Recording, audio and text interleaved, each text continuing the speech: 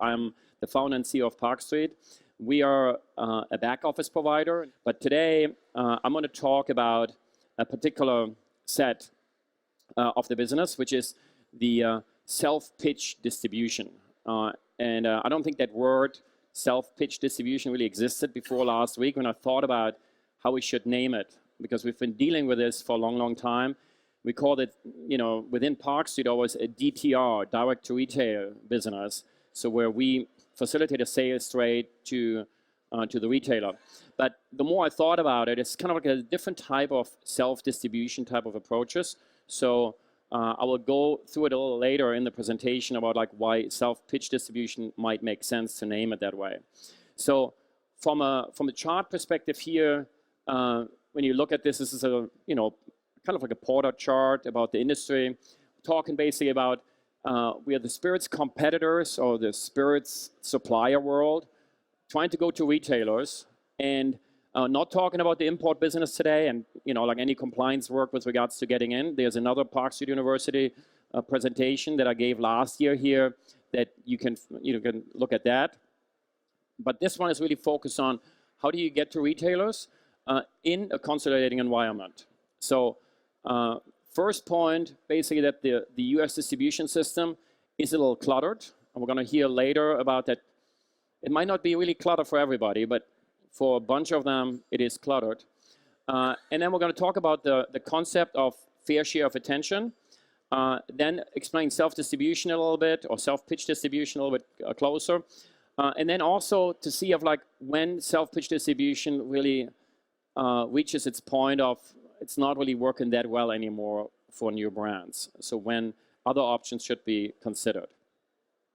So the first one here is basically it's a quick snapshot with regards to the distribution business or the distribution tier in the United States. It's a 3-tier system by law. And so the distribution tier is basically the one that sits between the supplier tier, which is a first tier, and the third tier, which is a retail tier.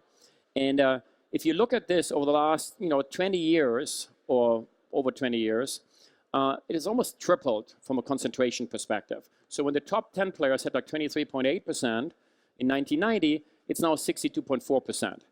Now, you might think, oh, it's top 10 players, 62%. It's actually not as bad. Well, if you look at it on a state-by-state basis, it might be actually more concentrated than that. So in some states, you might be down to 2 or 3 players having like 80 or 90%.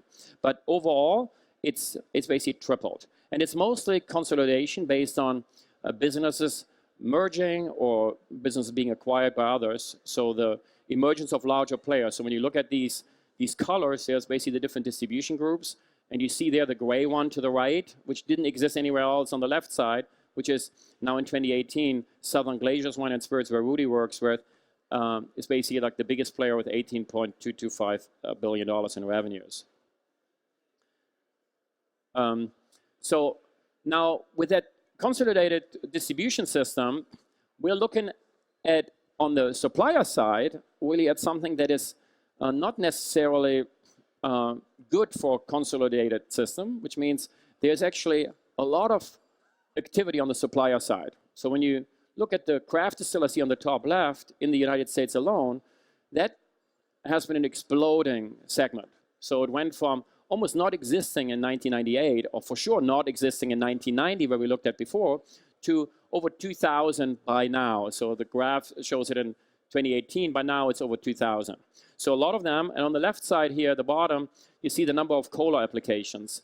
That's for those who don't know the market that well. COLA is a certificate of label approval. That's basically what you need to obtain in order to sell in the United States, and it's a government statistic. So you look at the new labels that come out, and this is across everybody, large players, small players, everybody. It's also, like it's growing actually at 5.7% CAGR, which the industry is not growing at, but overall it's also more than threefold from over the last 20 years. So with all of this, there's basically comments from the industry where a lot of players say, like, it's really hard for me to obtain distribution. It's basically like some of the large players might tell me, like, I'm too small, I might not have any consumer pull yet. And then the players say, like, okay, how do I show consumer pull if you don't take me in? So it's a little bit of the chicken and the egg problem. So there's a lot of frustration with some players that don't know what to do, and they're wondering what's going on. So when you look at this concept of fair share of attention, basically, or the passing of a new brand from a distributor's perspective, it's basically when you're a distributor, you have salespeople and you've got an established model. Your service or your purpose is to service retailers, to make sure that the retailers get the products that they can sell to consumers. So if you have a bunch of larger brands in your portfolio, they do have power over you, because if they pull the line, you might not have enough gross profit in order to pay for the salespeople. So therefore, you typically provide the priorities to the players that provide you with the biggest gross profit contribution. So therefore, for the smaller, the entry-level suppliers, there might not be any priorities left. What does it mean, a priority? A priority is one where a salesperson at the distributor gets the quota to sell the brand in, to basically get a point of distribution for somebody. So in a lot of cases, it's basically, as a small player, you might not have any. So therefore, a larger player might say, it's like, look, I can't really help you because I won't be able to really give you any attention if you're maybe come across as being not that differentiated. So somebody might say, it's like, look, I rather want to wait until I can give you really the attention. So if you're bigger, I can also give you the attention. So again, it's a chicken and the egg problem. Now, this chart here shows a little bit of like how it's easier. Okay, so basically this shows it's basically the differentiation of a value proposition if it's higher and if the number of target consumers who believe in the relevance of the differentiation is larger. If you're basically in the top right-hand corner there, it's much easier to obtain like a commitment from a large distributor, from anybody along the way, because you would say, it's like, this is basically differentiated. On the right side there, it becomes basically an accretive or an incremental sale. It's something that doesn't really compete with something on the shelf. It's not like oh, this product will replace something else on the shelf, so therefore, why would I take it? It's more like, wow, this is something that is new. This is something where there's a consumer group that wants it, that basically comes in for me, if I'm the retailer, that might come to me and want to now buy it from me. Or if I'm a distributor salesperson, that is a retailer that wants to buy it from me. So if you have a value proposition that is more differentiated, that is differentiated in the eyes of a lot of consumers, because differentiation is one thing.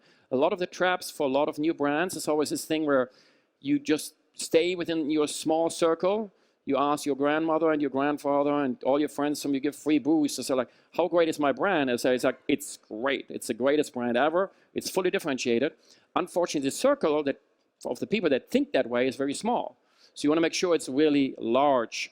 And if it's very large, it works that way. So then the whole battle is easier. But sometimes still, even if it's differentiated, for some people, they might not know the story. There's a lot of great brand success stories out there where brands came across as not that differentiated originally, and then when people got to know it, they realized that it's actually very differentiated. So sometimes there's a learning process, and it's not fair that somebody might say, so look, I only have 2 minutes to make a decision on you, and I can't see the differentiation, so therefore I got to turn you down, because it's not fair otherwise. So sometimes people don't take enough time to really get to know a brand. It's not always the case. We've got like distinct people here that basically do take the time, I know, but sometimes it's hard when you have so many different products coming in. So if basically the distribution tier would say no, that doesn't mean it's the end of the story. So there's self-distribution options out here. So we're basically not talking about true self-distribution, which is in the United States, a concept. In some states, they changed the regulation where some craft distillers are now legally allowed to sell out of their facilities, and possibly in some states even to use trucks to deliver it to some consumers or to some customers, some retailers. So we're not talking about that because from an international perspective, that doesn't exist. So we're talking about self-pitch distribution, which is, it's really a traditional distribution model from a perspective of everything else except the sales force. That means it's a distribution system without a sales force. So you look at the value delivery system, warehouse, storage, inventory management, sales, marketing, delivery and back office operation. Basically, it has everything except the sales and marketing element. And the sales and marketing is a pitch. So there's no sales force that would get a quota for to sell the brand. So the street on the, or the feet on the street basically don't exist in the model. Now you would think if you get into a distributor, sometimes they would say, hey, we would love for you to also put some people in the market. So that one is required if you do self-pitch distribution, because if you don't do anything on your own, there's definitely no hope, because these distributors, and this is what Parkstreet does in a couple of states, we don't have any salespeople. There's no salespeople going around. And retailers ordering off a website without getting any explanation, that is not really that often happening. I would love to hear, maybe it is happening, but not that frequently. I would not rely on it in order to feed my family. So from a self-pitch distribution perspective, where does it work better and where does it work not that well? So in some states, the options don't exist, but in some states, they do exist. And so if you have the option, then you would think from an account universe perspective, it's basically, you see there the premise type, the off versus on-premise, and then the size of the account, the independents versus the chain accounts. Basically, chain accounts generally are more challenging for self-pitch distribution. Just because, if you have a chain, you got to figure out of like, hey, it's a big deal. So chains are typically served well by full-service distributors because they do have people that go in and help them figure out how to create the shelf space and see certain trends, see certain analytics. That is something in self-pitch distribution that's typically more challenging. So if you start with self-pitch distribution, you might want to start with independent on-premise accounts and then selective independent off-premise accounts. And then when you look at the metropolitan areas versus the rural areas, typically in the large metropolitan areas, it works better. And why is that? Because typically the costs that are being accumulated, when you think about the economics, there's not a large margin that takes a salesperson's salary into account, but there's the portion that has to go into the delivery. And the delivery in rural areas is significantly more expensive if you use common carriers, even if you use common carriers, but for sure if you use a truck. If you have a truck going to a rural area that is empty, that is a very expensive truck. So full service distributors typically that do full coverage, they have much better economics going into these more spread out areas. So whenever a brand shows consumer pull and will get much more interest from a lot of different retailers, it's much better to go away from the self-pitch distribution. Now, from a sales force perspective, in self-pitch distribution, you got to create your own salespeople, or you got to have your own sales force. So if you as an entrepreneur go on your own, that works in a lot of ways. I mean, we have hundreds of companies that do this with us, where it's just a one-man show. But economically, it's not the best model, because if somebody goes to an account, there's costs involved in that too. So within the window that somebody has to speak with a retailer, they might be able to talk about more than one brand. So when you look at the total costs here, you would think that the cost per sales pitch per brand is depending on how many sales pitches somebody can put into the window. So if somebody has 10 minutes with a retailer, could they talk about 5 brands easily? That might be feasible. Talking about 2,000 brands might not be feasible. But it's definitely more than one. So therefore, shared infrastructures might be recommended. So there's broker organizations out there. We refer a bunch of broker organizations in different markets to our clients that basically are shared salespeople. If somebody is in and basically is an entrepreneur that sells their brand, and there's another entrepreneur that sells their brand in a different market, sometimes we try to match them up, and they basically sell each other's brands in their different markets in order to get the economics down, to basically have the perfect cost per sales pitch, so to not have wasted value on the sales side. Now, when you look at the brand life cycle, so you have a test market phase, a rollout phase, and a hot brand phase for a brand.